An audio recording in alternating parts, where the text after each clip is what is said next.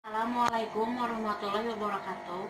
I'm standing here. I will explain the material overview of intercultural. Intercultural communication is a complex concept that has taken on a wide variety of meanings and interpretation. Communication is a process that is variable and subject to interpretation. While individuals and groups bring their unique and special meanings to wisdom.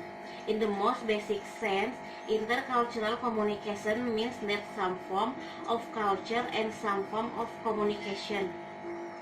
However, it is at the point of intersection that a range of complex issues arise. It, it is important communication. Next, defining intercultural communication. There are many definitions of intercultural communication by experts who offer different interpretation and meaning. Intercultural communication is the interaction between people whose culture, protection, and symbol system are enough to alter the communication event. My name is Risma Gayanti. I will explain about understanding communication and culture. Communication is dynamic and constantly changed process that is part of a larger context. One does not communicate anything to anyone without that communication being affected by a multiple of factors. Therefore, the interpretation of the message sent and those received is not a simple and straightforward process. Interpretations are open to any number of interpretations or interference along the way, and these include everything from the cultural symbol associated with the individual or group to the context of the communication. Individual and groups are with the individual or group are always inferring meaning through a connection of the dots of symbols. Inference in a critical skill is attempting to understand and make sense of an intercultural communication event.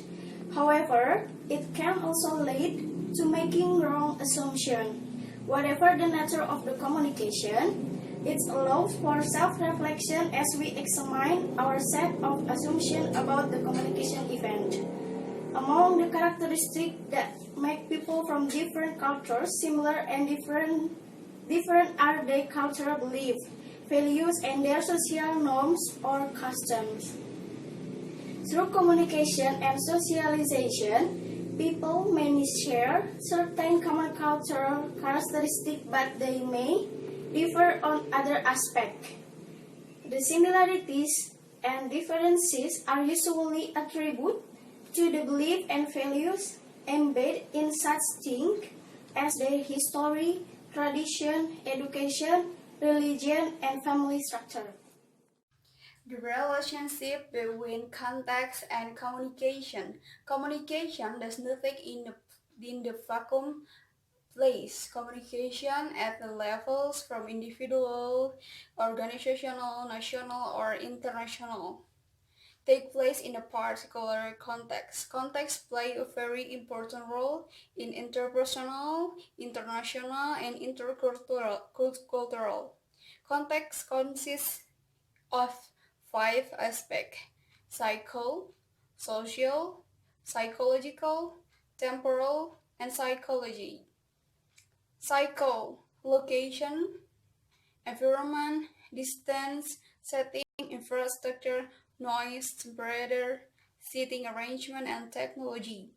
And social is the power, hierarchy, rules, norm, formality, history, and relationship, and gender. Psychological is attitude, feeling, emotion, perception, tunes, present, stress, or trauma. Temporal is about timing. The study by Knapp and Hall suggests that cycles contact can greatly affect for our communication behavior. Contextual factor affect our perception and the way we encode and decode a message, and the psychological context evolve individuals' real or perceived cycle and mental health disorder. Factors that affect intercultural communication. When we communicate with the people from other culture, we may not recognize the many factors that affect our communication. As we have seen, the most influential factor in nearly all intercultural communication experience is the human one. People and belief and value of their own culture. A major contributing factor to our behavior in intercultural communication even is the mass media. Media in the form of television, radio, newspaper, song, music, and the internet all play an important role in helping us to form our opinions, make judgment, and influence our perception and therefore our communication with individual or group people. Intercultural communication is also influenced by quality and intercultural contact that we have in our personal and professional environments. Language barriers can also be considered as a factor. Language is a medium for communicating cultural value and beliefs. Making assumptions about the other party and misinterpreting each other's motive can be another factor affecting intercultural communication. For example, in a riot that broke out in Lhasa, capital of Tibet on March, it was agreed among a majority of Chinese nationalists that the Tibetan rioters committed violence, murder, arson, and other acts of savagery against civilians and caused huge damage to public and private property, and freak was considered to be an outburst of hooligans and wanton violence. These are only a few. Freak was considered to be an outburst of hooligans and wanton violence. These are only a few of the many factors that affect intercultural in some way. Other factors such as stereotyping, prejudice, and centrism and perception can also have a huge impact on communication. Thank you. Cultural features. If we accept that every culture has features that are both unique to that culture and also common to another cultures, then we need to examine those features to understand why people in different cultures behave the way they do. The only features that we may accept as true as long-standing are that cultures are 1. Organized according to a hierarchy of cultural priorities, have both distinct and common patterns of behavior, and they are recognized most often by their unique qualities, established on a set of beliefs and values, interrelated and interconnected, influenced by a wide range of factors, dynamic and subject to change, but their core cultural values often resist change. Symbols for people to communicate the meaning of the practice are a stabilizing mechanism for the society. Cultures is not an inborn attribute, it is a learned human quality, a social inheritance, transmitted from the generation to generation through various ways such as school, media, stories, art, families, and oral tradition. Culture influences our communication behavior. Communication can also influence culture. Each can affect the other. Thus, culture values are the product of a sociality and communication as people perceive and interpret reality from their own cultural perspective. Problems in intercultural communication are highly likely to occur. What is good and acceptable in one culture may be bad and unacceptable in another culture. Assalamualaikum warahmatullahi wabarakatuh. I'm Gista. I will be explaining about cultural symbol. All culture are best symbol which help a culture to create, maintain, formulate, transmit its tradition, custom, value, belief, and norm to its member or member of other associates. We all communicate in symbols which have shared and momentarily understood meaning. It is difficult to imagine how miserable our life might be without symbol to help us learn, live, and communicate with others. There are a wide range of manifestation of symbol, the most important one being language. For example, American President George Walker Bush coined the term rogue state and axis of evil in the late to refer to North Korea, Pakistan, Iraq, Afghanistan, and Libya, countries that he felt might threaten the nation's security of the United States. Linguist Noam Chomsky considers such term as being a justification for American imperialism as well as propaganda ploy the Bush administration. The implication of the preceding discussion is that intercultural communication has the potential to build a global community. We therefore need to understand the cultural symbol underpinning cultural value, belief, assumption, and norm of behavior pattern. Knowing the surface meanings of the symbol is not enough. We also need to explore the deep meaning so as to have a more rounded picture of the cultural. As we have mentioned it in the previous discussion, culture is present in many forms, some tangible and some intangible. We use surface culture, also called objective culture, to describe the tangible aspect of culture, such as people, building, artifact, art, dance, music, song, food, dress, language, behavior, action, and gesture. The deep culture, also called subjective culture, refers to the intangible aspect of culture, such as feeling, emotion, value, and attitude.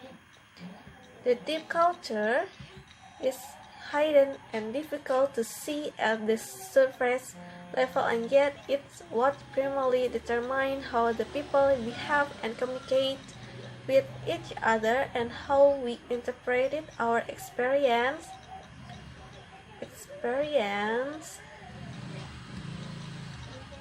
Nevertheless, there is no absolute dividing line between surface and deep culture. They are interrelated and inseparable.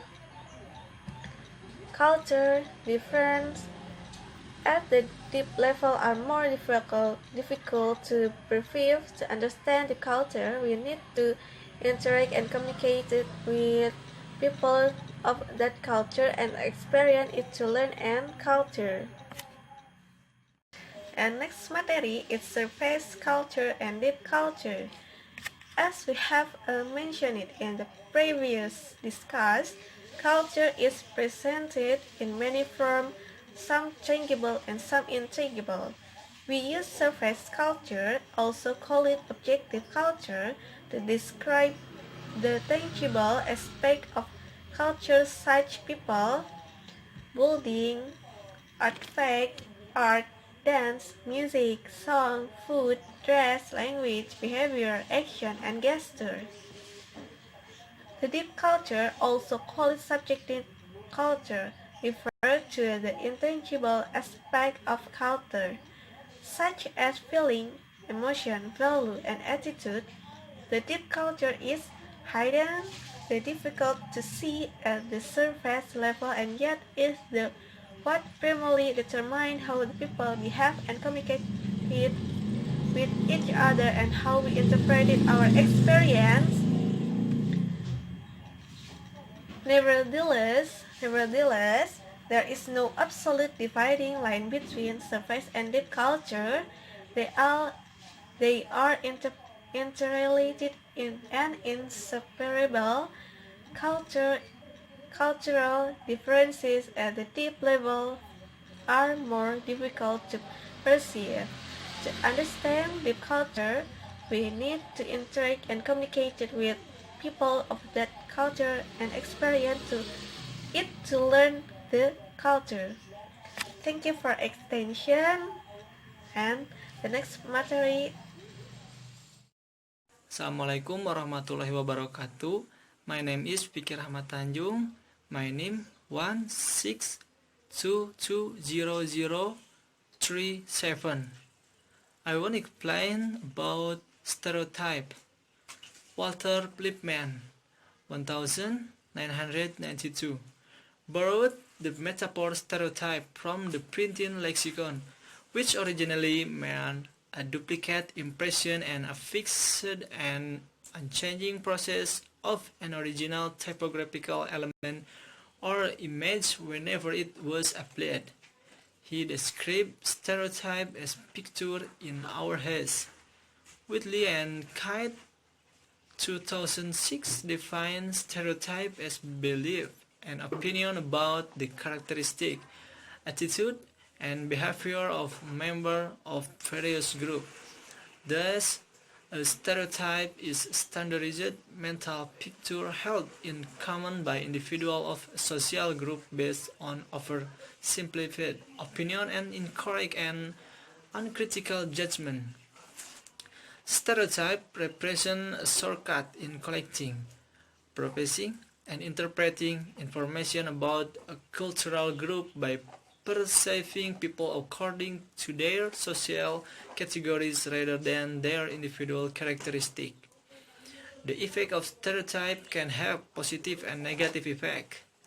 Positive stereotypes may promote the image and reputation of the target group, while negative stereotype may lead to justification of ill-founded prejudice, ignorance, and self-fulfilling prophecy for the stereotype group, and preventing these people from succeeding in the society.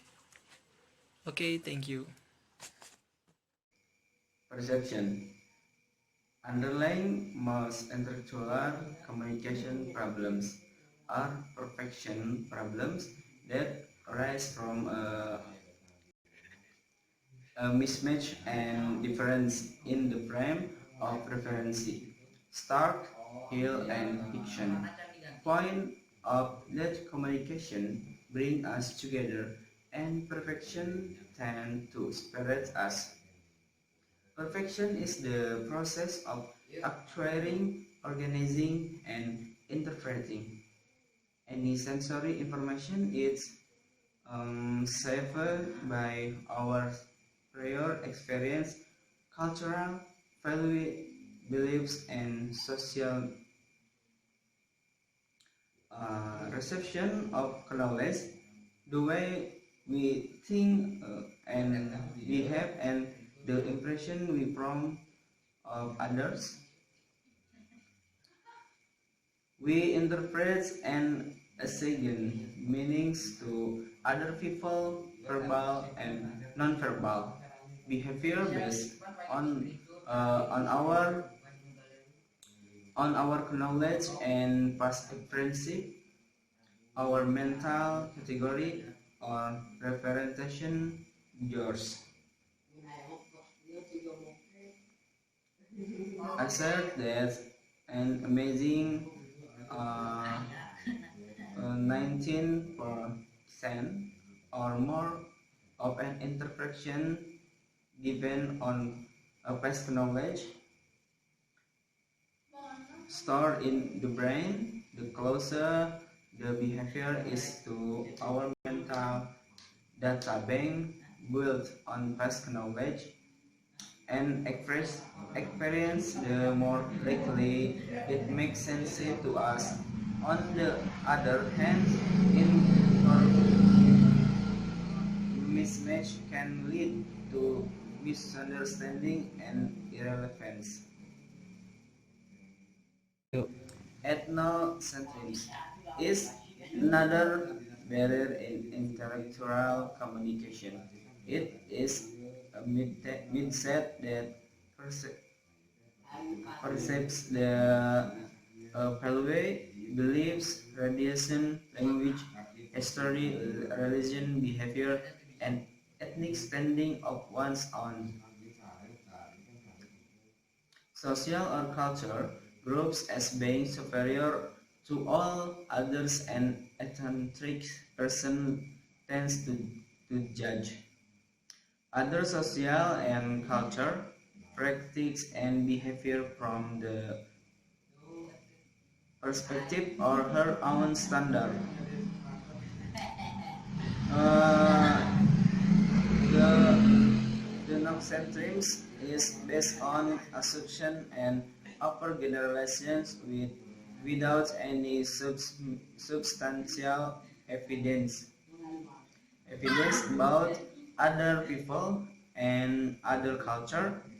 It impedes effective communication with other social and culture groups, and exaggerates the importance of one's own culture while denigrating the value of the others. The real challenge in intercultural communication comes from hidden ethnocentrism, which is not publicly articulate and is difficult to detect. It exists in one's mind, yet it is rarely challenged. Cam and Kindle maintain that ethnocentrism has become a bedrock in the American its mindset that powerful underwrites support for the war on terrorists. Ethnocentrism often takes a binary. Conclusion: culture shape our communication behavior, and communication in turn shape culture.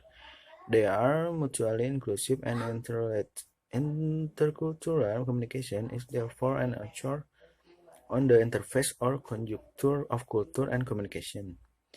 Therefore, it is important to understand the basic theories and concepts of both culture and communication. Communication and culture are both extremely complex because we are both similar and different. We are similar because as human beings, we share certain universal values and beliefs. People in one culture share most of the values and beliefs of that culture. However, people from other cultures do not have much in common in their cultural values and assumptions. Intercultural communication involves interaction with people from different cultural backgrounds. The cultural flow in the form of migration, media, finance, technology, and ideology has quickened the pace of globalization. The process of globalization is therefore forcing us as global citizens to rethink our intercultural communication strategies to bridge cultural difference and address our common concern by building a global community. Jadi intinya budaya membentuk perilaku komunikasi kita, dan komunikasi pada gilirannya akan membentuk juga budaya. Mereka saling terkait. Karena itu, penting untuk memahami teori dan konsep dasar antar budaya dan komunikasi. Komunikasi dan budaya keduanya sangat kompleks karena ada yang sama dan ada yang beda. Semua budaya juga menggunakan simbol untuk berkomunikasi dengan anggota budaya mereka atau budaya lainnya. Komunikasi antar budaya melibatkan interaksi dengan orang-orang dari latar belakang budaya yang berbeda. Aliran budaya dalam bentuk migrasi, media, keuangan, teknologi, dan ideologi telah mempercepat laju globalisasi. Karenanya, proses globalisasi memaksa kita sebagai warga global untuk memikirkan kembali strategi komunikasi antar budaya kita untuk menjembatani perbedaan budaya, dan juga mengatasi keprihatinan kita bersama dengan membangun komunitas global.